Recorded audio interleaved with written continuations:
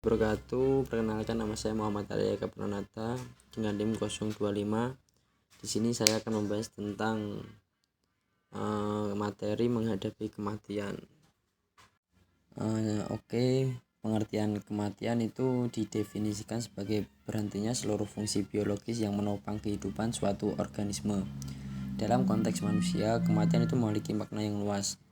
Seperti secara biologis itu tubuh berhenti berfungsi secara fisik, terus secara psikologis itu timbul kecemasan, rasa kehilangan atau penerimaan, terus secara sosial itu dampaknya dirasakan oleh keluarga, sahabat, dan juga komunitas. Terus selanjutnya pandangan tentang kematian. Beberapa perspektif menjelaskan bagaimana manusia itu memahami kematian.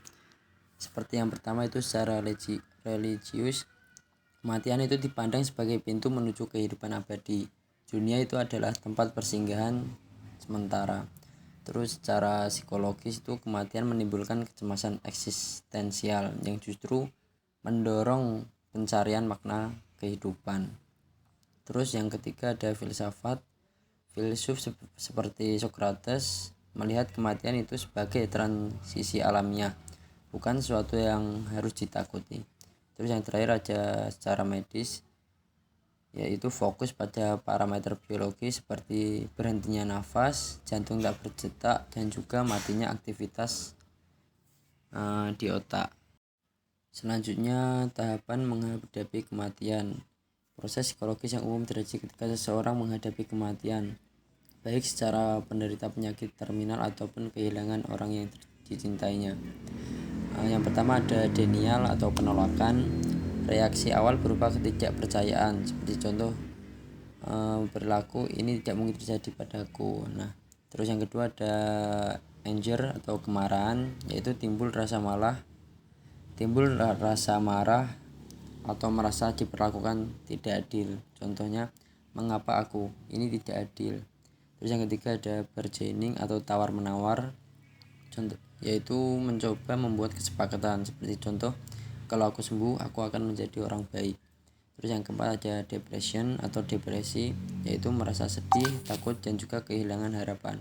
Terus yang terakhir ada acceptance atau penerimaan, yaitu menerima kenyataan dan berdamai dengan kondisi tertentu. Selanjutnya persiapan menghadapi kematian itu ada 3, yaitu ada spiritual, psikologis, dan juga praktis. Secara spiritual itu mendekatkan diri kepada Tuhan, saling memaafkan, dan juga berdoa. Terus secara psikologis itu menerima kenyataan, menata emosi, dan juga menyampaikan pesan terakhirnya. Terus yang ketiga itu secara praktis, yaitu menyiapkan wasiat, pengurusan harta, dan merancang akhir hayat seperti perawatan atau keinginan saat sekarat. Selanjutnya makna kematian dalam kehidupan. Yang pertama itu mendorong hidup yang lebih bermakna karena hidup itu tidak kekal.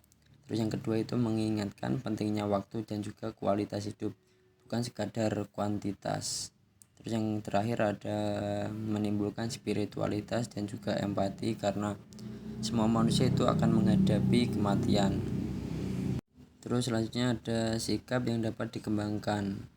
Dalam menghadapi kenyataan kematian itu baik milik sendiri ataupun orang lain itu ada beberapa sikap yang perlu ditumbuhkan di dalam diri kita. Yang pertama itu ada ikhlas dan sabar, seperti menerima kenyataan dengan lapang dada. Terus yang kedua ada syukur, yaitu bersyukur atas kehidupan yang telah dijalaninya.